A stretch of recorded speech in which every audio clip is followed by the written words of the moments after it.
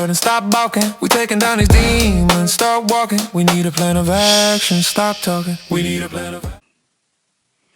During the time that the fraud was going on, we would get calls from the executives. I'd be sitting in the broker's office and I get a call from the executives.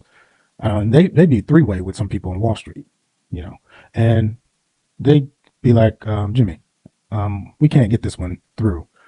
Could you change the amount as far as her income is concerned? I'm like, she's a teacher, you know what I'm saying? So how can I change the income? He's like, well, figure out a way to change the income and get, because we can't get this approved. We need it changed to add a couple of 20,000 here and 20,000 there. And this happened several times. So, and I'm talking about, these are executives. He's talking about the VP of Countrywide, right? So I don't know if the VP of Countrywide got put in jail, but I know the CEO didn't get put in jail, right?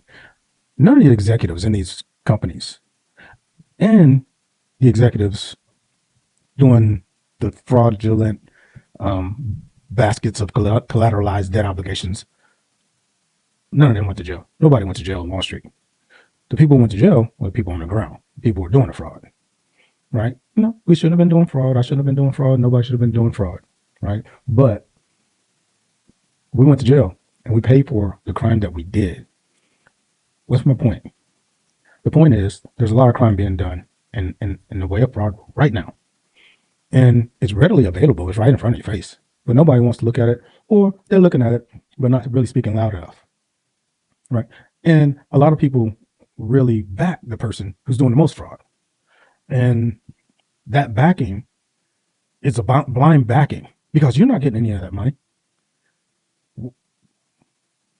Do you not understand that you're not getting any of that money? I think that in the back of your mind, you're thinking that one day he's going to give you part of that money that's being stolen, and being like these crooked deals that's being put up right now. I think you think you're going to get a part of that.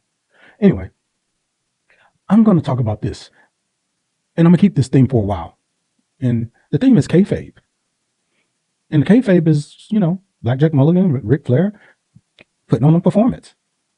The audience, the promoter, the actors all agree to this set of realities. And we're in agreement with these set of realities. We sit there and look, and we like the performance and we like the show, right? It's a show that everybody likes for some reason. Whether, if you're against it, you're raging against that. And if you're with it, you're cheering it on. And just like Blackjack Mulligan and Ric Flair's crowd, they're going to cheer for the villain or the hero. And in this case, people think the villain is in the White House and the hero is in the White House, right? So this is like the most incredible psyop and kayfabe performance of all time, all right? And it started with Obama.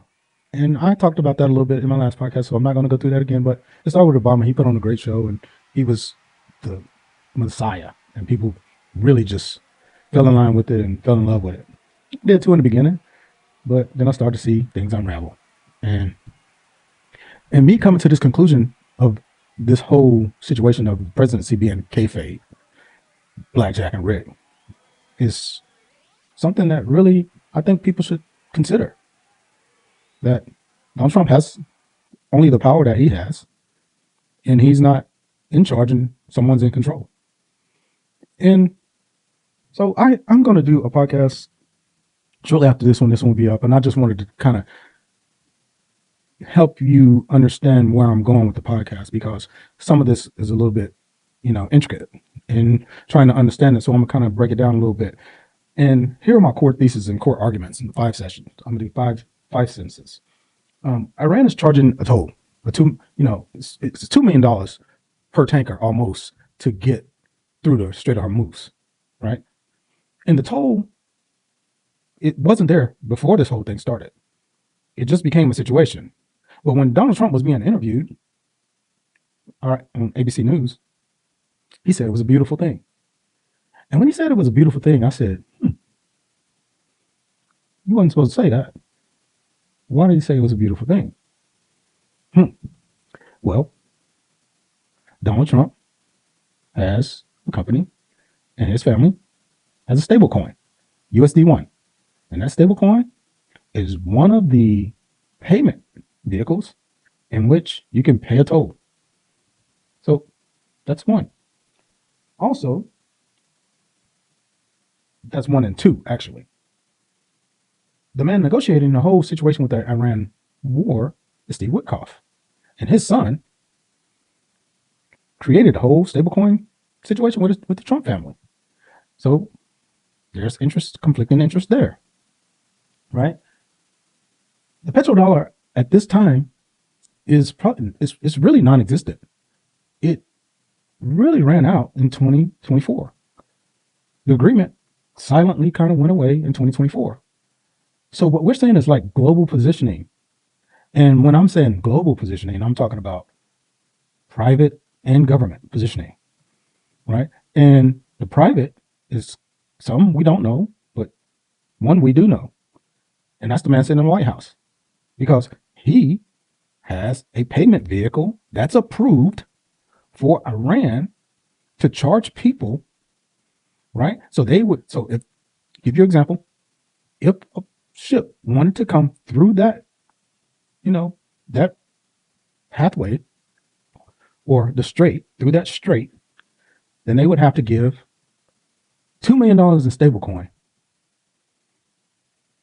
to Iran, right?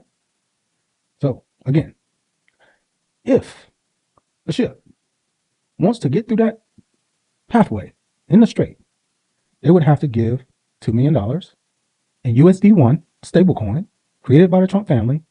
They would have to pay Iran that money. And Iran accepts that USD1. Okay, so now you understand a little bit. All right, so and the last thing is this whole crypto situation and anonymous wallets. There's a law that just recently passed, and it was for the benefit of those who wanted to do the things that we talked about. The fraud that I talked about. It's ways for people to do gangster stuff, man, like real live gangster stuff, and they are doing it. Do you understand what I'm kind of saying here?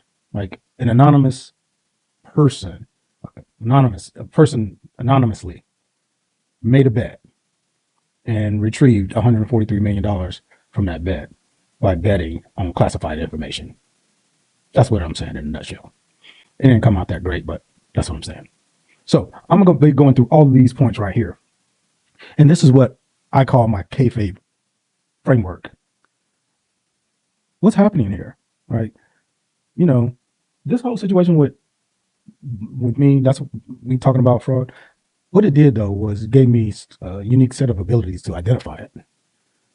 You can identify fraud because the whole time I was around a lot of people that were committing fraud, and then I went to jail with a lot of people who committed fraud and a lot of people who talked in the fraud game.